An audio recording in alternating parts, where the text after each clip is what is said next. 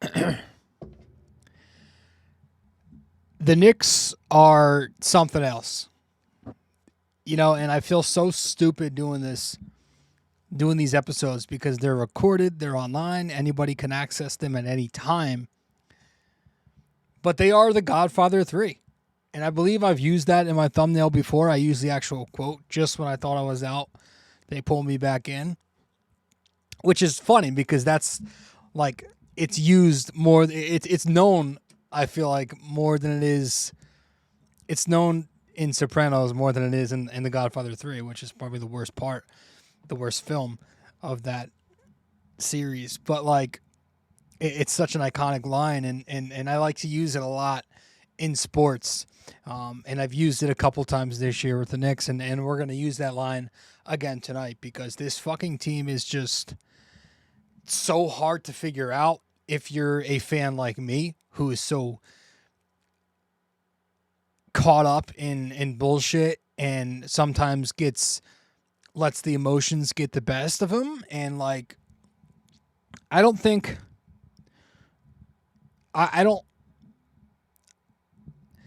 listen, I'm still trying to temper expectation because of the Randall thing, but this was such an important game for the Knicks, and I'm not going to sit here and lie and like, I didn't expect them to win.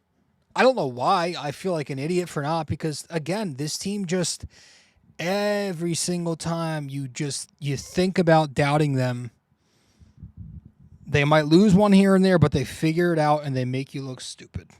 They pull you back in. And that's kind of what the Knicks are doing right now. Now I'm starting to dream a little more. I'm starting to think about, well, if they do get this playoff seed and not that one, then maybe they can make this run. I'm not going to say it, all right, because last time I said it, bad things happened. But like, I'll say it in another way. When the regular season ends, is it that crazy to think the Knicks can win 2 rounds? Oh, man, I don't know. If they lose tomorrow night against the Bulls, maybe I'm talking in a different tone. But I think that's why I'm optimistic right now. The rest of their schedule, sans Boston, pretty fucking easy. And we're going to talk about this game. The Knicks beat the Bucks last night in Milwaukee. Episode 661 of the podcast. Let's get to it. Welcome to the podcast. I'm your host, RJ Carbone. You are listening to BD4, where there's no better way to get your Yankees and Knicks analysis. We also do MMA.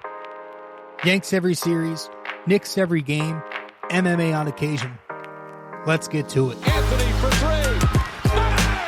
That one goes down, and the game is tied. I'd like to take this chance to apologize to absolutely nobody. The Yankees are champions of baseball. Shaking and baking right here on the neophyte. U.S. trying to close the show. She was doing a great job of feeding that. It's over.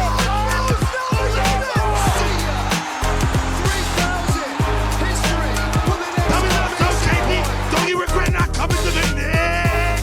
Don't you regret not coming to the Knicks?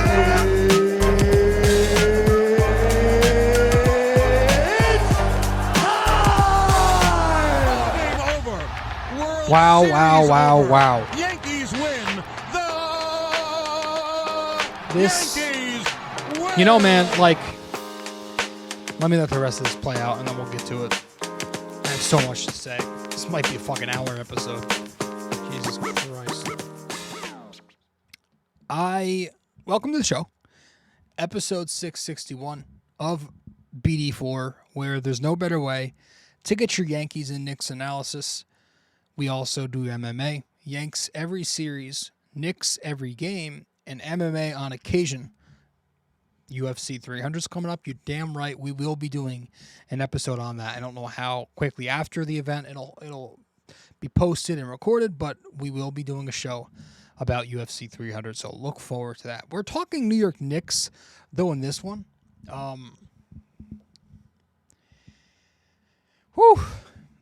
It is, again, it is hard to not overreact, good or bad, but the Knicks grabbed a crucial win versus the Bucks last night in Milwaukee. And again, when we sit here after these losses, and myself sometimes included, and we complain about the injuries and the minutes and the rotations and the workloads, and we throw that all on Tom Thibodeau, sometimes it's a very fair critique. I also think, and this is what we always say, if you're going to criticize the guy for the injuries and the workload, then make sure that whenever the Knicks grind out a win and they pull something out of their ass and they take a game that they had no business winning, that they're going into as underdogs on the road with two Hall of Famers on the other side of it, and you know, no matter what anybody wants to say, a championship coach, come on. You know, it's if you're going to criticize the guy when guys are getting hurt and fatigue, then please give him credit for the good that he brings, because that exact philosophy that Tom Thibodeau carries is the reason the Knicks won last night, is the reason the Knicks are sitting here with the chance to take the 3 seed with 4 games left in the season. Despite all hell breaking loose, not just like a couple days ago. Tom Thibodeau, his if you can walk, you can play mentality. You know, I'll play you 48 minutes back to back. Yes, I get it. But at the same time, it's why we are here in the 4th seed with a chance to take the 2nd seed. Dare I say. So please give the guy credit for this. And this Knicks team, they beat the Bucks last night. We'll just dive right in. They beat the Bucks again, 122-109 in Milwaukee. Whew. First quarter of this game, man. Brunson, kind of the only offense early on. Josh Hart was looking brutal on the floor. They played that lineup again from wing up where there was just no spacing. Brunson was their only offense. Giannis was getting whatever he wanted in transition, doing what he does, getting downhill. And it's 31-25 Bucks after 1. Second quarter comes, the bench comes in, and they give you some pretty decent minutes. Brunson's good, but the Knicks, the entire quarter, were missing their 3-point shots. They couldn't hit the broadside of a barn. And it's 61-50 at halftime, Milwaukee. Third quarter comes. You got Isaiah Hartenstein and Jalen Brunson working magic together. The Knicks defense finally tightens up a little bit, and they take the lead 89-85 after 3. And then the fourth quarter comes, and the Knicks pull this thing out in, again, typical Tom Thibodeau fashion.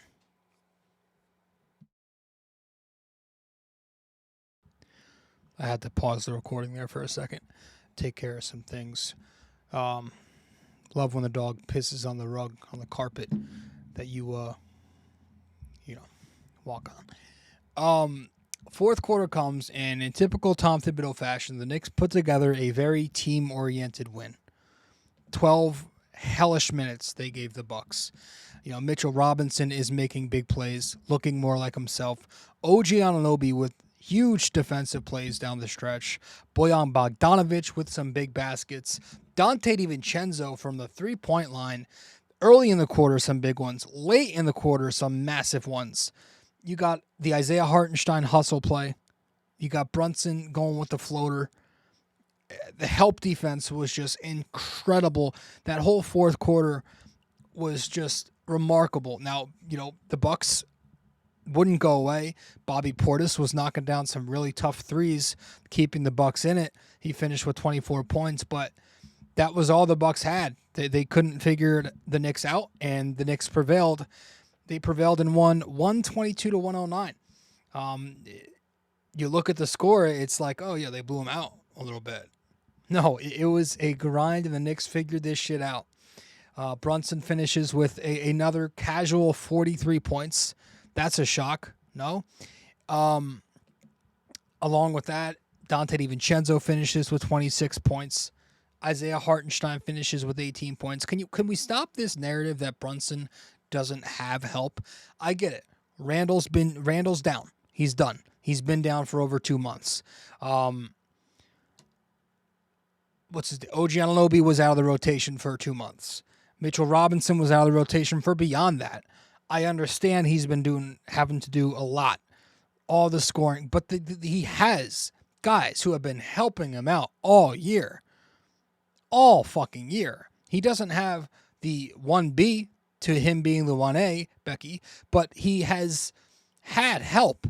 Guys have stepped up.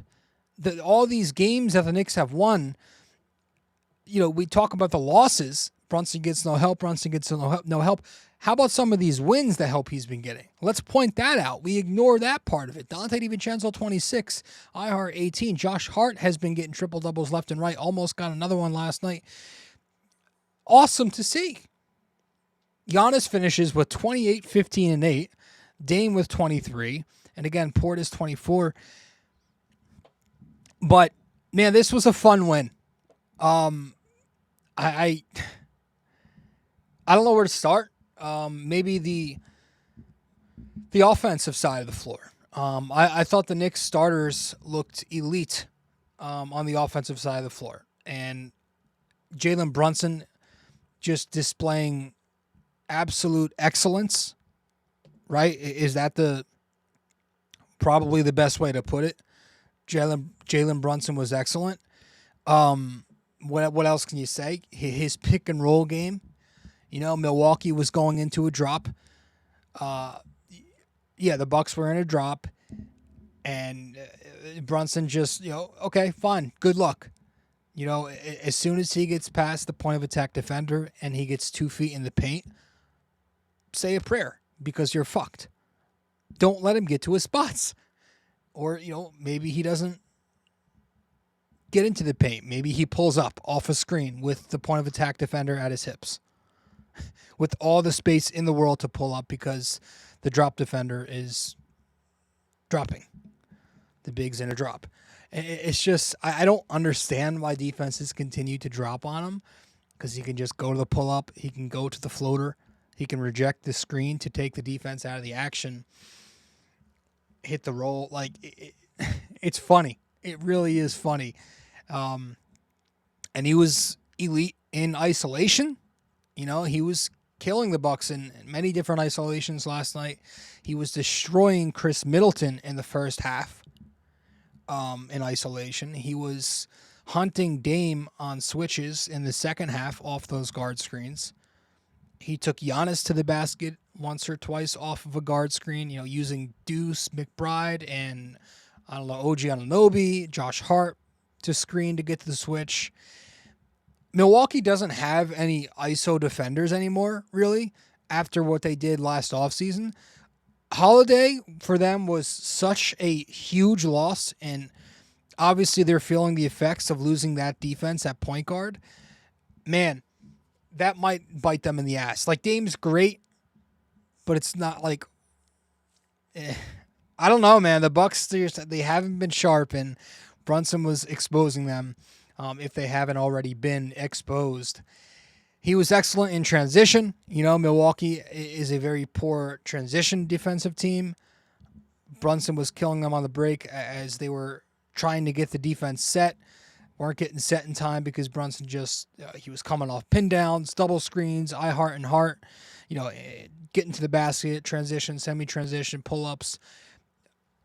Really, really just an amazing game for Jalen Brunson to score those 43 points. Dante DiVincenzo, talk about the offense the Knicks created last night. Dante, once the Bucks started showing 2 in the second half on Brunson actions, Brunson would find Dante, who was one pass over. Dante scored 26 points last night, but 20 of them came in the second half because Milwaukee started to blitz off the screen. The importance of a spacing lineup, the value of having a shooter one pass from the action as opposed to a non-threat is because if they blitz, then Brunson has the easy outlet to hit, right? If they help off of that shooter who's one pass away, that's at their own risk. Now you can hit that shooter. And so the Knicks put out a lineup of Brunson, Dante, OG, and Boyan, a four-man unit right there. They shared the floor a lot. So that spacing lineup opened up Dante DiVincenzo in catch and shoot plenty. It opened him up off the driving kick. He got some handoffs, but off the blitz, like he was killing it because of that spacing unit on the floor. Speaking of spacing, Isaiah Hartenstein, not a guy who you consider a shooter that brings spacing, but his ability to move off ball and shift into space, and wow, his pick and roll game, his short roll game, all night going to the floater. There was a lot of pistol, right? DHO into pick and roll to get Isaiah Hartenstein downhill. Boyan and Hartenstein worked pick and roll to bust the blitz early in the second quarter. They worked some pistol. Dante and Isaiah Hartenstein worked pistol together to bust the drop coverage in the third quarter early on. Brunson and Isaiah Hartenstein continued to work pick and roll off of a switch. They were working the short roll off of the blitz with a pocket pass. There were times where Brunson would reject the screen to draw two, and that would open up the roll for Isaiah Hartenstein. Just really, really good offense because of the spacing that was on the floor, the gravity that was on the floor, and credit to Tom Thibodeau for finally, not finally, but now that all the injury shit's over, this is our obviously, Randall, we know what we have going forward. Tom Thibodeau last night, he showed you, this is my playoff rotation. These are my guys, and I'm going to run them out there, and this is how we're going to play. And I thought that was really telling in a positive way when you saw what unit was out there in the non-Brunson minutes. When Brunson was on the bench, you got some very productive offense from the Knicks. The second quarter, you got good minutes from Dante, OG, and iHeart playing with the bench. It was them three with Deuce and Boyan. And it was very offensive-minded, and it was working. In the fourth quarter, they gave you good minutes with Dante and OG playing with the bench. It was Deuce, Boyan, and Mitch with them too. So replacing iHeart for a little more defense and still very good offense, because Dante DiVincenzo is key. Having him in over Alec Burks must be the thing every time. Cutting out Alec Burks from the rotation is such a positive, and I'm so glad that Tom Thibodeau is finally doing that. And then, you mix in Josh Hart if you need a little bit more defense. He was also initiating offense a little bit in that third quarter, right? He was finding Brunson and iHeart on the break, but he would also run a little bit of half-court offense. He found Dante on the weak side corner off a 3-5 pick and roll with him and Mitch. And he knocked out a catch-and-shoot corner himself off the Brunson post-up. So they can plug and play, mix and match, stagger with a lot of good creative combinations. You can do the Nova Knicks, add that with OG and a big. Maybe you can mix Boyan and Deuce into that combination. I would like to see a small ball lineup that consisted of the three Nova Knicks. It would have the three Nova Knicks plus Boyan with OG at center. That's something I would like to see.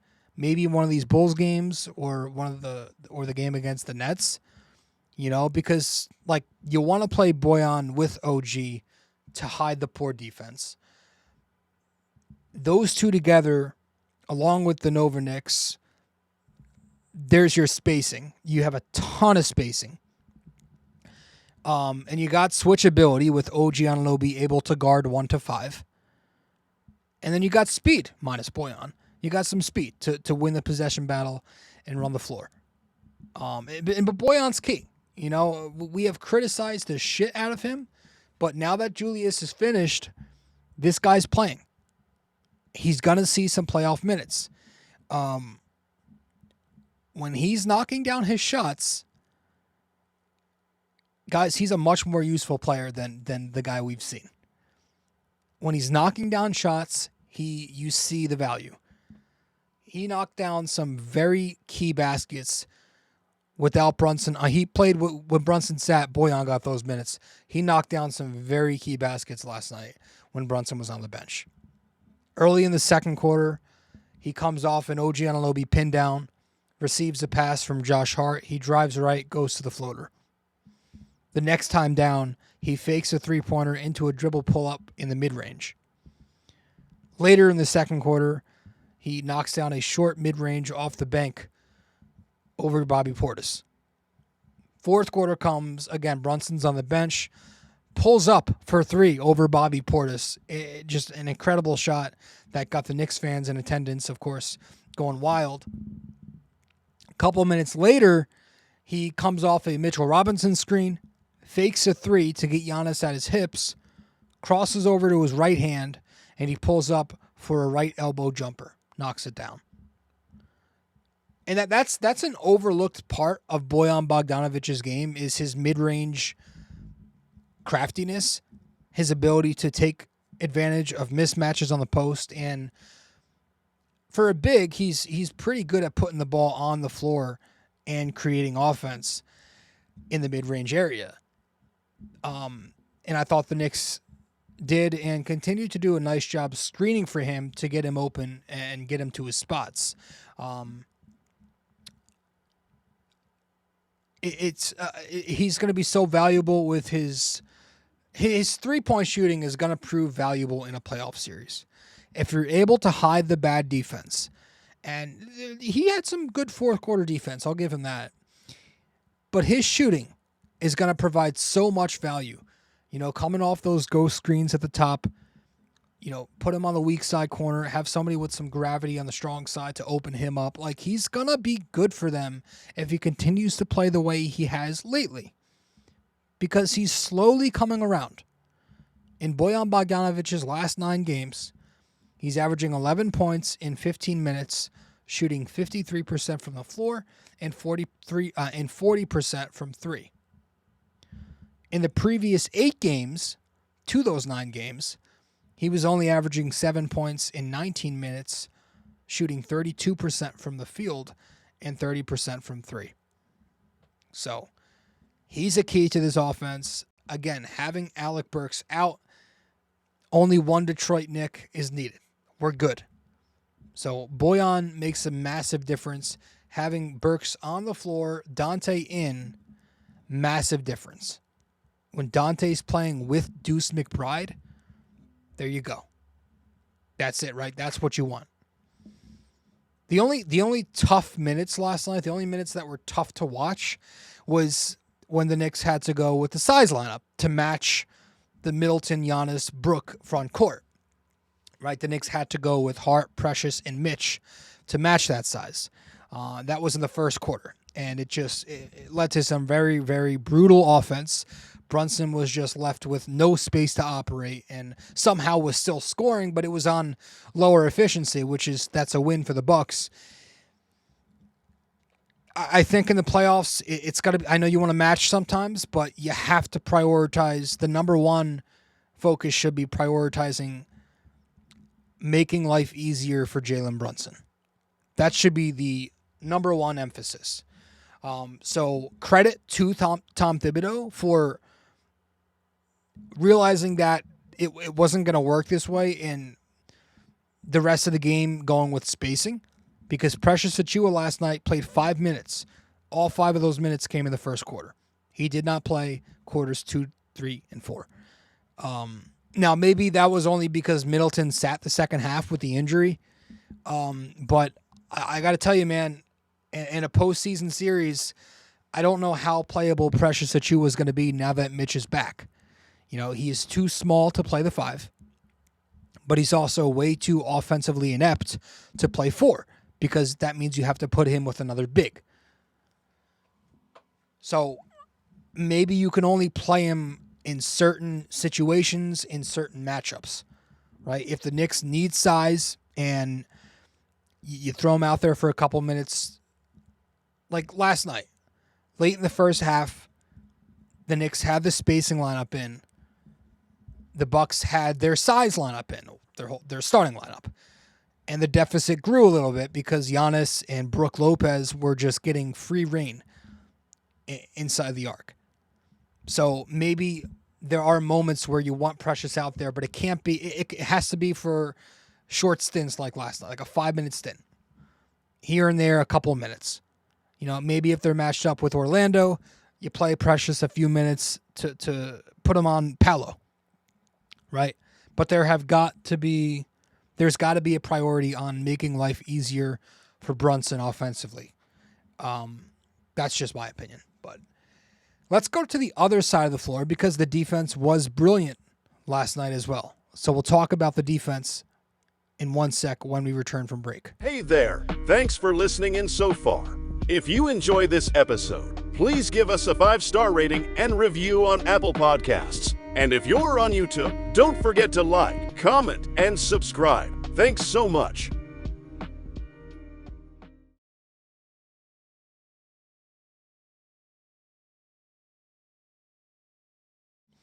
Welcome back to the show. Welcome back to episode 661.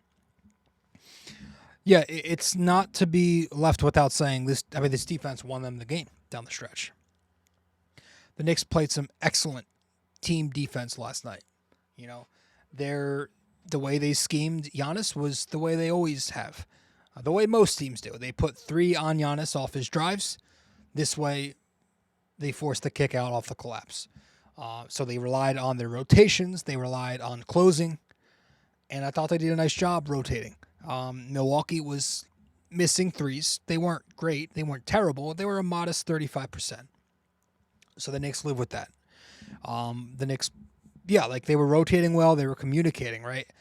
Hedging, helping, stunting, digging. They're recovering off all of that. Closing. It was good. They were baiting guys into help. They played smart defense with great communication. I thought a good example of the Knicks team defense, there was a stand in the middle of the fourth quarter. The Knicks are up 10 points. Dame and Giannis run a pick and roll. OG Anunoby hedges the screen until Brunson gets over it. Dante and Bojan, who are on the back line, slide into the paint to take away the Giannis roll. That allows OG to recover off the hedge. And once he does, Dame swings it to Connaughton on the elbow. And then Bojan closes to Connaughton off the help to force the miss.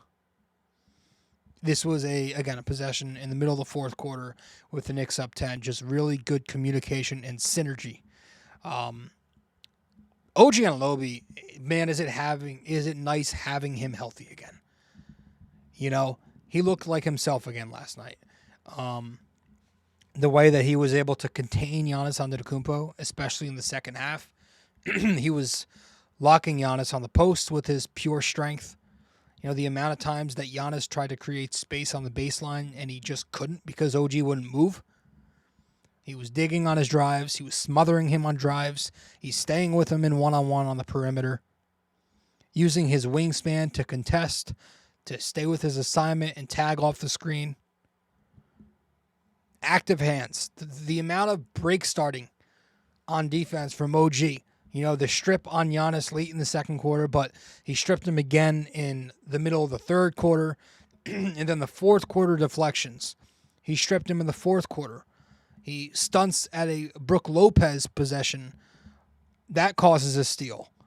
He was just forcing turnovers and leading that to the fast break all night last night. His defense was it was a masterpiece. You know, even he was, if he wasn't on Giannis, he was helping on someone else, or he's switching on to Dame at times and holding his own there. And you look at his final line, the stats are pretty garbage. Like, if you didn't watch the game and you look at his line, you're like, what are you talking about? He didn't do shit. 4 points, 2 of 10 shooting, 0 for 5 from 3, 3 rebounds, 2 assists. Like, you know? Yet, he was a massive reason for this win because of his defense. So, that's why you got to watch the game sometimes, folks. Isaiah Hartenstein, speaking of amazing defensive stands, he had an excellent sequence late. So, in the fourth quarter, with about 5 minutes and change left, Milwaukee cuts the Knicks lead down to 6. Ihart slips a pick and roll. Brunson hits him with a pocket pass as he rolls to the basket. And then Ihart goes to his floater. But the next time down, the next defensive stand, you got a possession where Portis and Giannis are up top. Ihart rotates off the pick and roll. Giannis kicks to Brook on the right elbow. Brook Lopez drives. Ihart slides over as the weak side low man and jumps the pass lane to break the ball loose. Dives on the floor. Dame's down there with them. But the ball gets loose and it goes to Dante on the right wing. He works the fast break. He hits Boyan in the middle for a transition basket. And that's just Ihart's amazing hustle at 7 feet tall. And then the next time down, you get the 1-4 pick and roll with Dame and Portis. Dante gets screened out of the action, so Ihart switches it. And now Ihart's on Dame in space on the empty side. So Dame takes him one-on-one. He steps back for a 3, but Ihart contests it very well to force a miss. And that was all in a span of just a minute or 2. Like, impeccable hustle. You know, and you know, Mitchell Robinson, credit to him too, because he continues to look better and better and better. You know, it seems like, listen, Mitch is always a guy who's going to take a bit to get his feet wet, but he is looking better. You know, the leap is there. The timing's a lot better.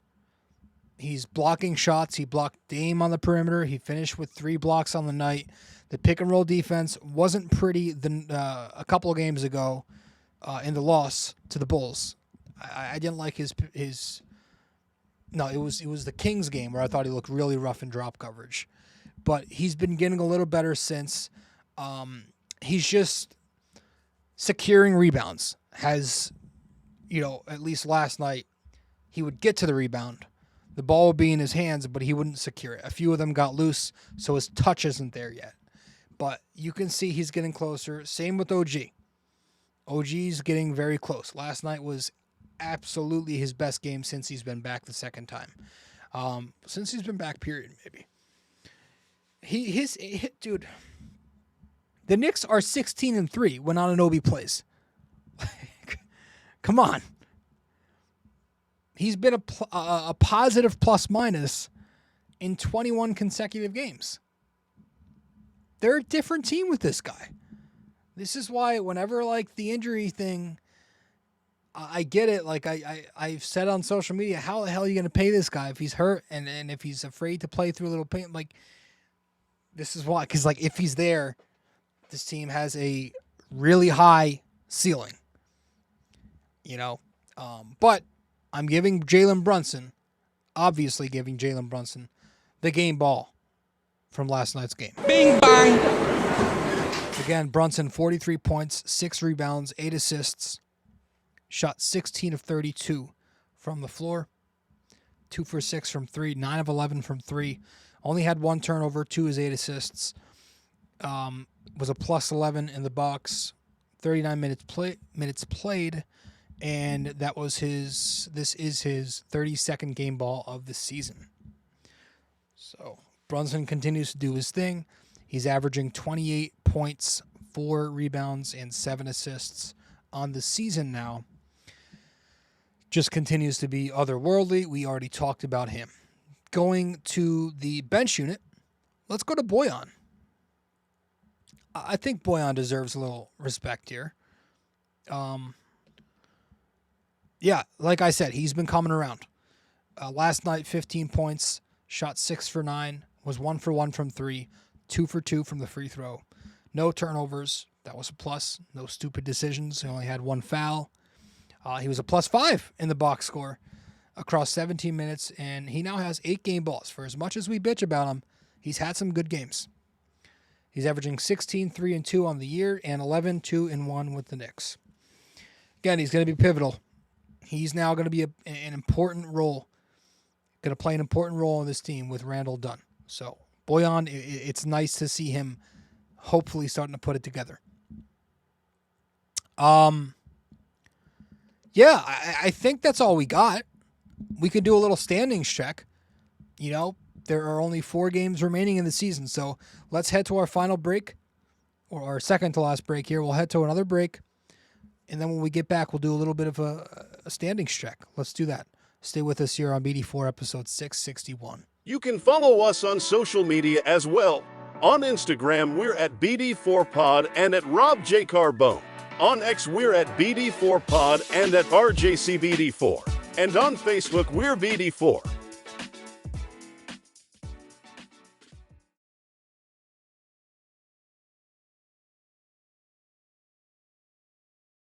If you're interested in our website, just go to www.bd4blog.com.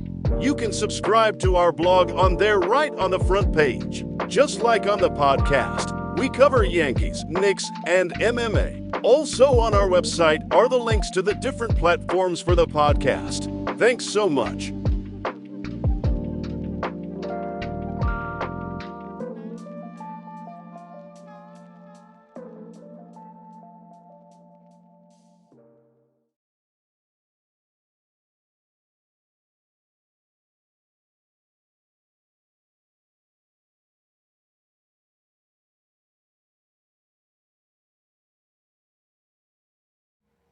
Okay, welcome back to the show.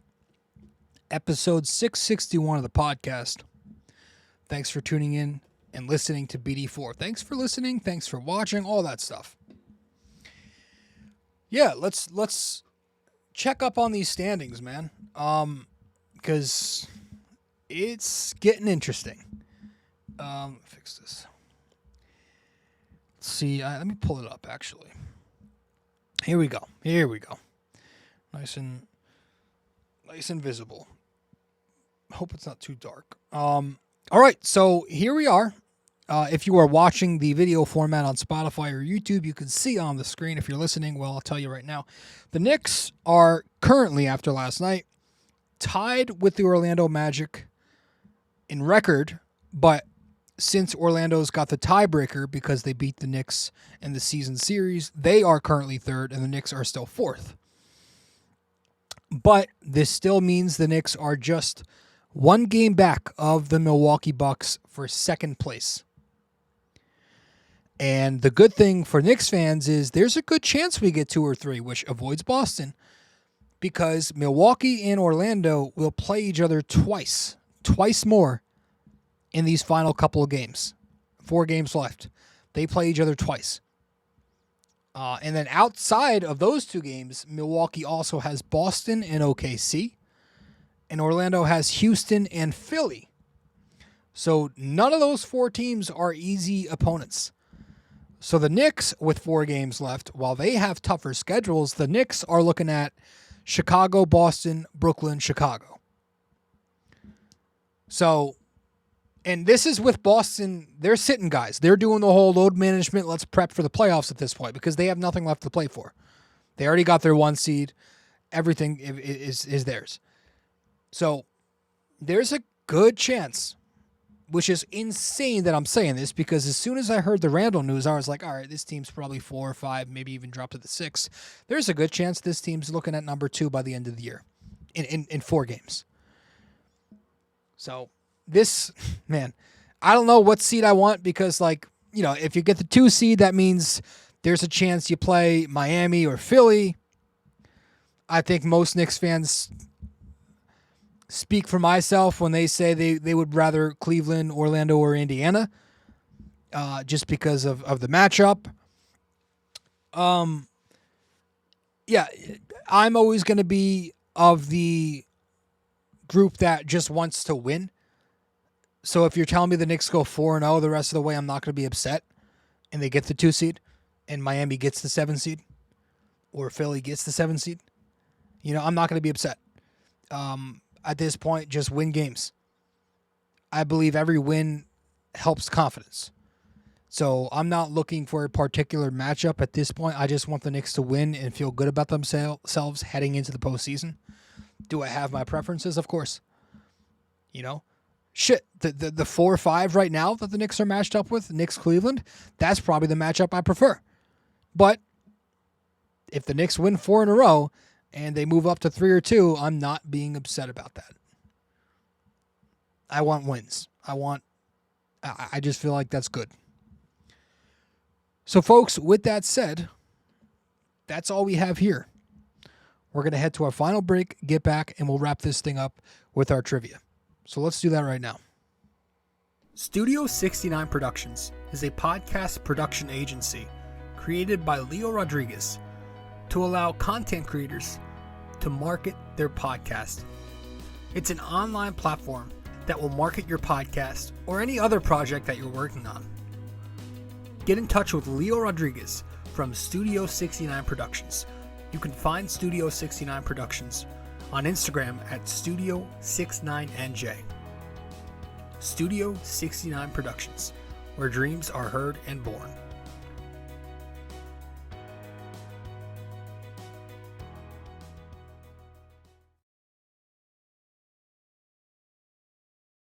Thanks for listening to BD4, where there is no better way to get your Yankees and Knicks analysis. We also do MMA. Yanks every series, Knicks every game, and MMA on occasion. All right, let's wrap this thing up with our trivia question.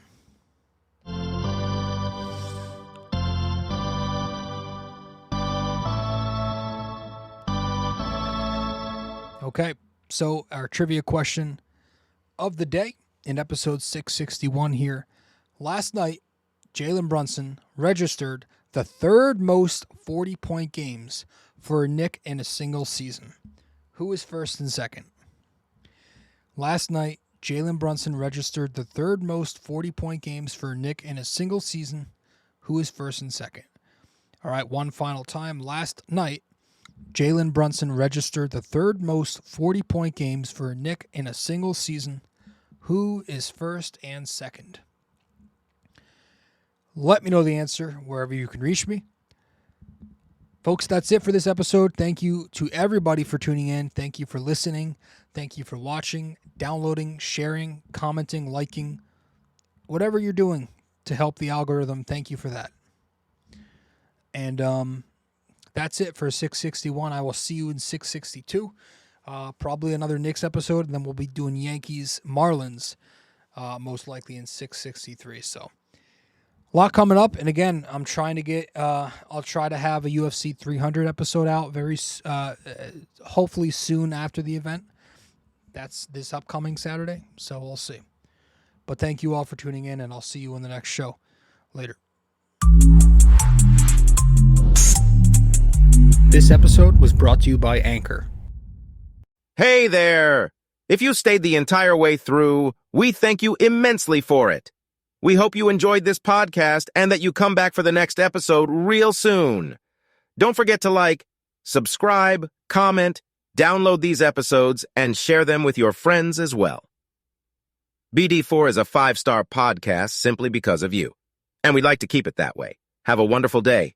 Go Yankees and go Knicks!